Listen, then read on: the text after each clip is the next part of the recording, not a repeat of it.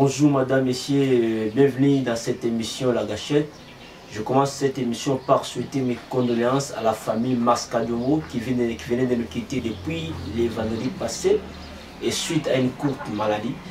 Et aussi mes condoléances s'en vont aussi à la famille catholique, ma famille chrétienne, tout comme la famille biologique des cardinal Monseigneur Passignan. Je souhaite à toute sa famille mes condoléances les plus attristées. Madame, Monsieur, comme je le dis souvent, l'émission La Gâchette, c'est une émission qui a un feeling nationaliste et patriotique.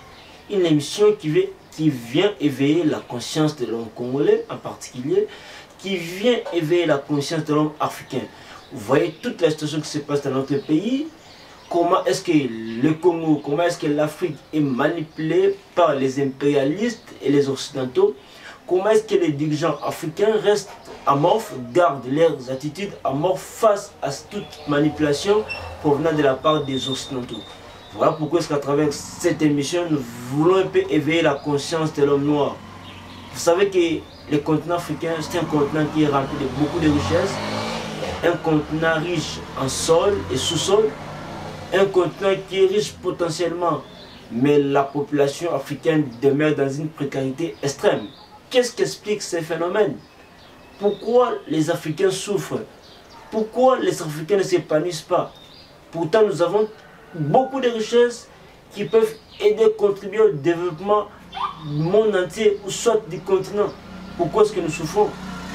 C'est parce que jusqu'à ce jour, l'homme africain, les dirigeants africains, cherchent toujours à être pris sous l'emprise de l'homme blanc, cherchent toujours la domination, être assujettis. Et comment est-ce que nos dirigeants arrivent à être assujettis aux ordres ou aux dominations impérialistes et occidentales? C'est parce qu'à chaque fois nos dirigeants, à la place d'exploiter ce qui est de notre richesse, à la place d'exploiter nos sols et sous-sols, à la place d'exploiter nos terres, nos dirigeants africains sont quémanaires. Ils sont là que pour demander de l'aide, demander des financements, et pourtant nous avons tout ce qu'il nous faut pour subvenir aux besoins de nos populations. Voilà ce qui est le feeling de notre émission, madame, messieurs. Mais aujourd'hui, pour cette émission, nous allons essayer un peu de parler sur la contribution de l'enseignement dans le développement du pays. Est-ce que l'enseignement dans notre pays, République démocratique du Congo, est-ce qu'elle contribue au développement du Congo? Est-ce qu'elle contribue au développement de la République démocratique du Congo? C'est une question sur laquelle nous allons pouvoir débattre à travers cette émission. Je vais commencer cette émission-ci avant d'entrer dans le fond du sujet. La Chine, lorsqu'elle a compris qu'elle devait se développer, lorsque la Chine a compris qu'il devait quitter sous l'emprise de l'homme blanc, des occidentaux, des impérialistes, la Chine a commencé à intérioriser sa culture à travers les enseignements. On apprend aux enfants chinois comment vous devez aimer votre pays, comment vous devez servir votre pays, comment vous devez exploiter les richesses de votre pays. C'est pourquoi partout où les enfants chinois étaient envoyés en Europe, la culture chinoise n'y manquait jamais. Dans tous les programmes d'enseignement chinois, on réserve toujours une grande partie pour parler de la culture chinoise. Mais pourquoi est-ce que cela ne peut pas se faire ici en République démocratique du Congo? Le programme d'enseignement est bombé que sur l'histoire des Européens, d'Aristote, d'Henri Fayol, de Platon, de Socrate. Mais pourquoi pas parler sur l'histoire de nos aïeux qui ont eu à marquer aussi l'histoire dans leur temps, notamment Kimangou, notamment Kipavita Lumumba, et Thomas Sankara au Burkina Faso, tous ces gens-là, ils peuvent contribuer à l'histoire. Ces gens-là, normalement, doivent être repris dans le cours d'histoire. On doit nous faire comprendre l'idéologie de ces personnes, de ces révolutionnaires africains qui ont voulu que l'Afrique soit développée. Mais la surprise est nauséabonde. Parce que ce qu'on nous apprend à l'école nous déroute de notre culture, nous déroute de notre histoire. Voilà pourquoi est-ce que moi, étant qu'un informateur de masse, j'avais une proposition à soumettre au gouvernement à travers son ministère titulaire, le ministère de l'Enseignement et de l'EPST, de pouvoir réaménager les programmes d'enseignement, les programmes nationaux, de pouvoir prioriser une grande partie pour l'histoire du Congo et l'histoire d'Afrique. Parce que tant que nous ne prenons pas conscience de rappeler à nos enfants l'histoire de nos aïeux, l'histoire de nos révolutionnaires africains, nous serons toujours pris sous l'emprise des Occidentaux. Parce que comment est-ce que nous allons savoir ce qui a été les pensées de ces révolutionnaires qui ont voulu révolutionner l'Afrique si nous ne sommes pas plongés à connaître leurs histoires? Parce qu'en connaissant leurs histoires, ça va nous aider à repérer le futur, à bien tracer les futurs. Mais si nous, aujourd'hui, dans le programme national, on nous impose de parler que sur les Occidentaux, on nous impose de parler que sur les histoires des Américains et des Européens. Mais quand est-ce que nous allons parler de Kimbangu, les œuvres de Kimbangu, qu'est-ce que Kimbangu avait fait? Quelle a été l'idéologie de Kimbangu pour la nation congolaise? Qu'est-ce que Kimbangu voulait pour l'homme noir? Mais ce sont des histoires pareilles qu'on peut nous apprendre à l'école, qu'on peut commencer à initier les enfants dès le bas âge, comprendre ce qui a été la pensée de nos révolutionnaires.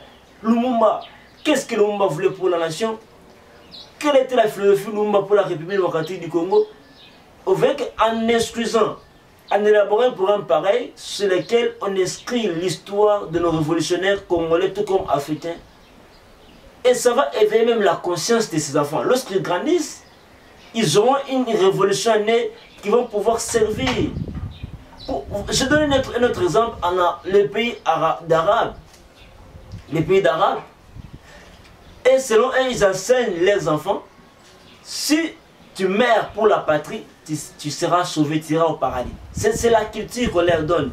Donc mourir pour la patrie, c'est synonyme d'entrer au paradis. Et moi, Nazoko, avec cette idéologie-là, il sait que si je défends ma patrie, et que je meurs à cause de ma patrie, pour les intérêts de ma patrie, je serai au paradis. Ça peut être vrai ou faux. Mais quand même, ils appliquent et ils aident leur pays à s'épanouir. Donc, le problème du développement aussi, c'est au niveau de l'enseignement. C'est au niveau du programme national. On doit réaménager ces calendriers, ces programmes nationaux, parce que ça aide, ça contribue au développement de notre pays. Si aujourd'hui, à travers le bas âge de l'école primaire, l'enfant grandit avec l'idée que je ne peux pas corrompre les deniers publics de l'État, je ne peux pas tuer, je ne peux pas me plonger dans la criminalité, je ne peux pas m'associer avec des rebelles, parce qu'en détournant les deniers publics de l'État, en détournant les fonds de l'État, je suis en train de détruire mon pays à petit feu.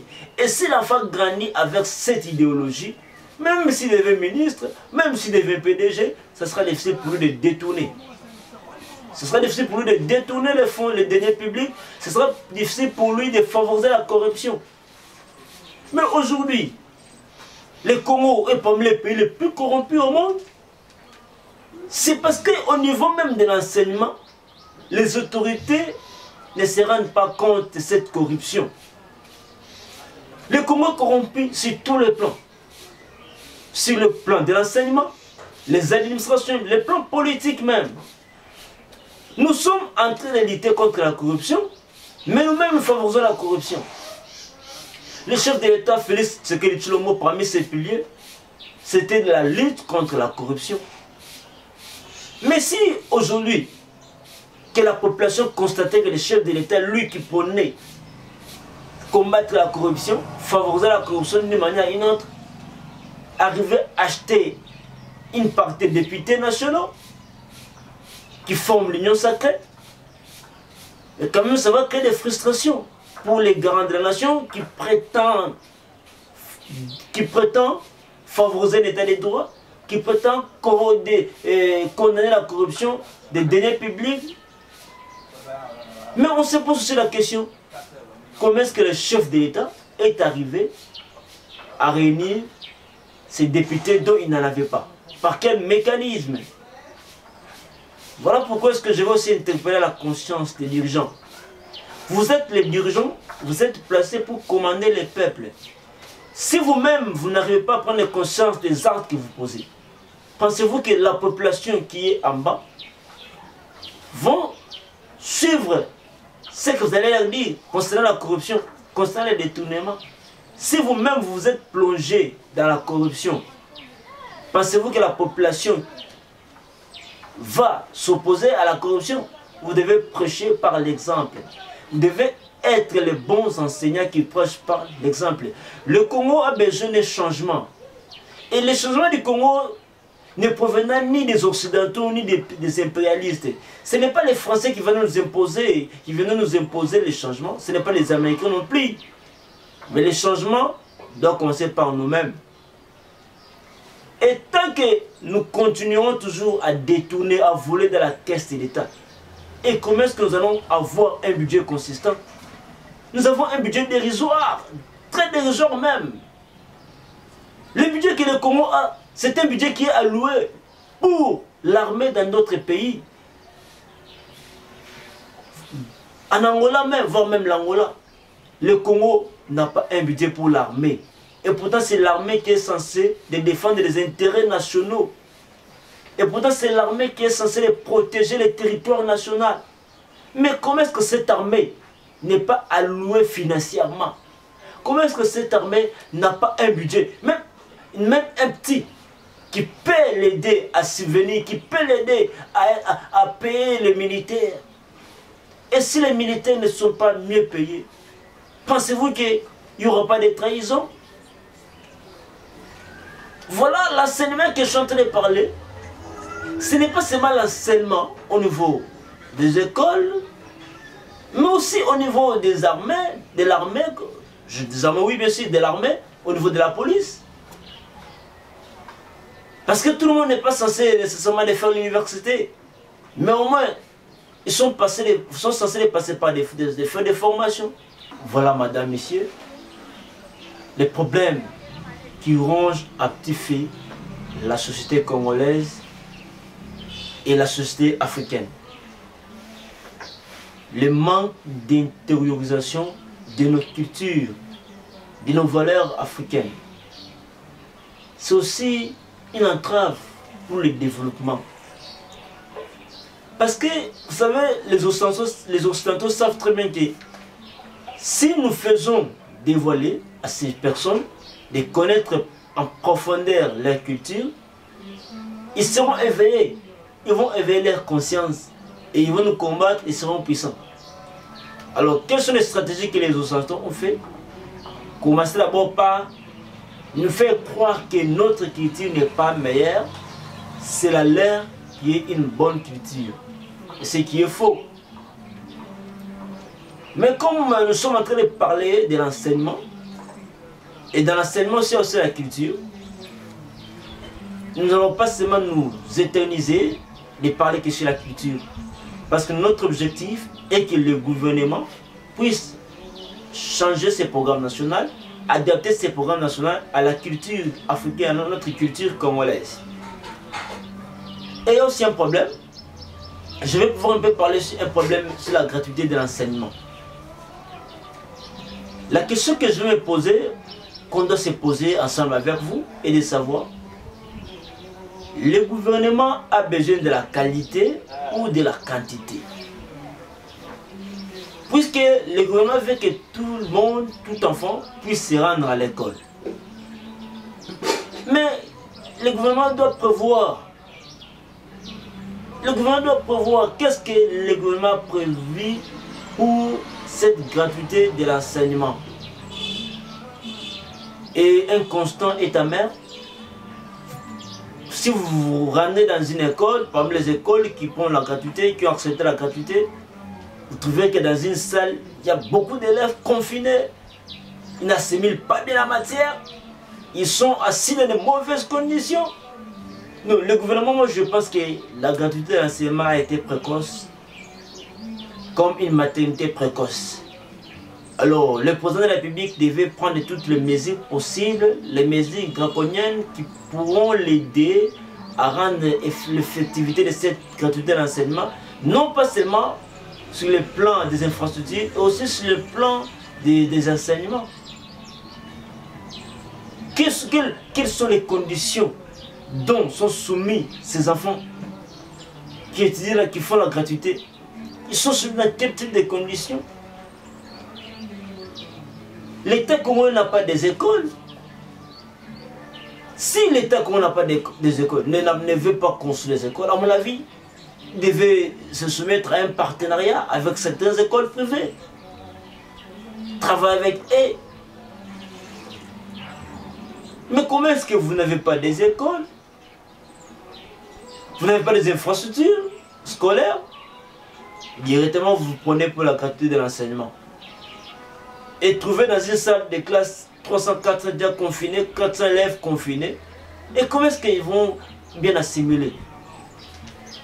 Nous avons besoin de la qualité, chers dirigeants, et non la quantité. Parce que c'est la qualité qui va faire l'élite de demain, et non la quantité. Vous devez revoir tous ces paramètres. Vous devez voir tous ces paramètres. Et ces enfants qui doivent être formés, comment est-ce qu'ils sont formés? Est-ce que ces enfants sont formés dans le but de contribuer au développement de la nation? C'est pourquoi au début de mon émission, j'avais commencé par me poser une question. Si l'enseignement au Congo contribue au développement de la République démocratique du Congo. Et je commençais par l'enseignement de base, par l'enseignement primaire, par le ministère de l'EPST. Est-ce que réellement il contribue au développement du pays? Avec l'étalage de tout ce que je viens de faire, de tous ces éléments, de tous les faits que je viens d'énumérer, vous comprenez avec moi que s'il n'y aura pas aménagement du programme national, s'il n'y aura pas l'intégration de nos cultures, de nos valeurs dans des écoles, sachez très bien que l'école ne contribuera jamais au développement du pays. Sinon, nous allons commencer, les universités ou les écoles vont commencer à produire toujours des gens qui vont commencer à détourner les deniers publics, les gens qui vont commencer à trahir les pays. Aujourd'hui, vous êtes en train de nous parler de l'introduction des ventes de syllabus au niveau de l'enseignement supérieur et universitaire. Chère Excellence Moïndo Zangi, est-ce que lorsque vous avez à prendre cette décision, vous êtes tenu compte de tous les paramètres possibles pour interdire la vente de syllabus en milieu universitaire? Est-ce que avez-vous disposé un fonds ou une somme pour la recherche des professeurs et des enseignants pour interdire la vente de supports? Ne serait-il pas un moyen d'augmenter encore le taux de la corruption dans le milieu universitaire? Qui est ce professeur-là qui a produit son ouvrage? Parce que l'œuvre intellectuelle est toujours payante. Une personne qui s'assoit et commence à concevoir et à la fin vous l'imposez en disant que vous ne pouvez pas vendre votre syllabus. Et moi, les gens qui ont étudié ailleurs savent que la connaissance s'achète. La connaissance s'achète.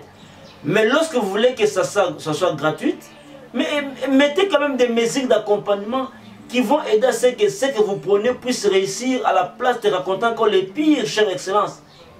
Ne soyez pas là pour favoriser la corruption. Pour qu'on dise que du temps de Moïndo Zangi, le taux de la corruption avait augmenté. Suite aux mesures non calculées, suite aux mesures non adaptées. Et avec ce système d'enseignement où les étudiants ne veulent pas beaucoup lire, ne veulent pas beaucoup étudier, ils sont plongés dans la corruption et vous venez encore interdire la vente des syllabus. Et vous savez que la plupart des étudiants ne savent pas prendre des notes. Et c'est grâce aux syllabus qu'ils arrivent à bien étudier. Certains même n'assimilent pas bien les cours et lorsqu'ils vont rentrer, ils utilisent les syllabus pour mieux comprendre les cours. Et aujourd'hui, vous publiez une arrêté circulaire interdisant la vente des supports. Pensez-vous que c'est une bonne décision, M. Moïndo Zangi? Moi, je trouve que vous devez revoir cette décision. Si réellement vous voulez combattre la corruption dans les milieux universitaires, veuillez revoir cette décision. Parce que le professeur ne vous donne plus à ce que leurs connaissances soient exposées gratuitement dans l'espace public. Excellence, peut-être que vous n'avez jamais produit une œuvre scientifique, c'est pourquoi vous n'en connaissez pas la quintessence, c'est pourquoi vous n'en connaissez pas l'utilité. Mais nous qui avons produit, et ceux qui ont produit, lorsque vous prenez une telle décision, assurez-vous qu'il y a toutes les mesures d'accompagnement. Oui, vous avez interdit la vente de supports, mais qu'est-ce que vous avez proposé pour ces professeurs? Avez-vous disponibilisé un montant quelconque X pour que ces professeurs puissent actualiser, puissent faire continuer avec des recherches? Voilà encore une autre chose qui détruit l'enseignement. Des mesures précipitées, des mesures prises à la hâte. Ce sont des mesures qui ne favorisent pas non plus même que la corruption puisse se terminer dans les milieux universitaires. Madame, Monsieur, vous devez comprendre avec moi que le Congo a besoin de changements. Le pays a besoin de s'épanouir, de prendre une autre ossature. Mais pour que cela puisse arriver à son terme, il est aussi question de revoir ce secteur d'enseignement. Il est question de revoir le système éducatif congolais. Le système éducatif congolais ne favorise pas le développement du Congo. Je crois même nos amis de la diaspora qui me suivent depuis la France. Je salue aussi en passant Zico Vema, M. Zico Vema, qui reste à ce jour un partenaire incontestable de cette émission. Et je lance aussi un appel avant de continuer à vous tous qui me suivez partout où vous êtes. En République démocratique du Congo, en France, en Belgique, aux États-Unis. Vous suivez cette émission qui prend des valeurs africaines. Cette émission qui a un feeling très particulier, un feeling nationaliste et patriotique. N'hésitez pas de nous contacter pour un éventuel soutien parce que nous avons besoin de votre soutien pour aller encore au-delà. Nous avons besoin de mener des investigations même au fait fond, découvrir la splendeur de nos richesses, découvrir la splendeur de nos minéraux de notre terre. Voilà pourquoi nous avons besoin de votre accompagnement pour arriver à accomplir cette mission. Pourquoi pas nous déplacer, aller au Cameroun, pourquoi pas nous déplacer, aller en Égypte, voir la beauté de l'Afrique, voir la beauté des pyramides, afin d'exploiter, afin de produire encore de plus de papiers, de plus des émissions, pour nous faire comprendre ce que c'est le continent africain. Mais aujourd'hui, j'ai commencé par attaquer d'abord le système éducatif. Nous devons revoir notre système éducatif. Parce que ça peut aussi contribuer, ça contribue énormément au développement du pays. Si on n'en tient pas garde, ceux qui ont applaudi dans la distraction, ceux qui ont négligé l'enseignement, vous allez constater que chaque année, dans chaque promotion, tu vas nous corrompre, tu vas nous détourner. Parce que le système éducatif n'a pas de valeur, nos valeurs doivent être intériorisées à travers les programmes nationaux. Et c'est là qui va aider les pays à se développer. Les valeurs morales doivent être assimilées. Les valeurs africaines, nos valeurs culturelles doivent être assimilées dans les universités. L'État congolais doit se comporter à un bon partenaire vis-à-vis à certaines écoles. Parce que vous n'avez pas des infrastructures qui peuvent vous permettre à rendre effectif cette gratuité de l'enseignement. Mais moi, nous sommes détournés. Millions de choses ont été ça ne peut pas servir pour construire les infrastructures. Parce que le développement du pays aussi, lorsqu'il y a de belles infrastructures, ça contribue au développement du pays. Mais vous êtes là que pour vous enrichir. Le développement du pays ne vous concerne rien. Voilà pourquoi j'invite à la conscience de tous les dirigeants congolais. Commençant par son essence, Félix Tshisekedi Tshilombo, qui a la vision de faire développer ce pays. Et aussi le ministre Moïndo Zangi, de pouvoir aussi dans le secteur de l'enseignement supérieur universitaire, de pouvoir un peu réménager aussi les calendriers. Sans oublier aussi le ministre de l'EPST, Tony Mwamba, de pouvoir faire quelque chose pour que ce programme national de l'enseignement soit révisité. Soit révisité tout en insérant une grande partie de notre histoire. Parce qu'on ne sera jamais développé avec l'histoire des Occidentaux. On ne sera jamais développé avec l'histoire des Européens. Mais avec notre propre histoire, l'Afrique, le Congo va se développer. Madame, messieurs, voilà ce qui a été l'essentiel de cette émission. Je crois que vous êtes très nombreux à nous suivre partout. Je dis partout parce que c'est une émission qui est très suivie partout. Et je commence d'abord par vous dire un grand merci. vous tous qui ne cessez de partager notre émission, vous tous qui ne cessez de partager nos émissions, qui cessez de liker, qui cessez de commenter, veuillez nous parvenir vos suggestions, vos propositions. Nous sommes soumis à ces instants aux intempéries de vos critiques. Nous ne sommes pas parfaits. À des fois, nous avons eu peut-être des rapports à travers notre analyse. Mais n'évitez pas de nous faire un petit commentaire. N'évitez pas de nous écrire en cas de besoin.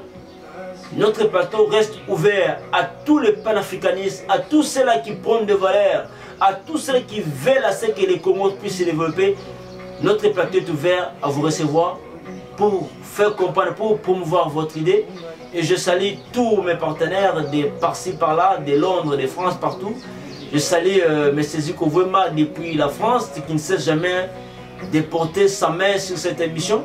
Et vous tous là qui ont besoin de nous promouvoir, parce que nous avons besoin d'élargir notre espace, nous avons besoin même de faire tous les déplacements, allez vous faire découvrir la splendeur de nos richesses, la splendeur de nos minéraux partout en Afrique, même en Égypte, vous faire voir ce qui a été l'importance des pyramides, là où le Platon de Socrate a épuisé la science en Égypte.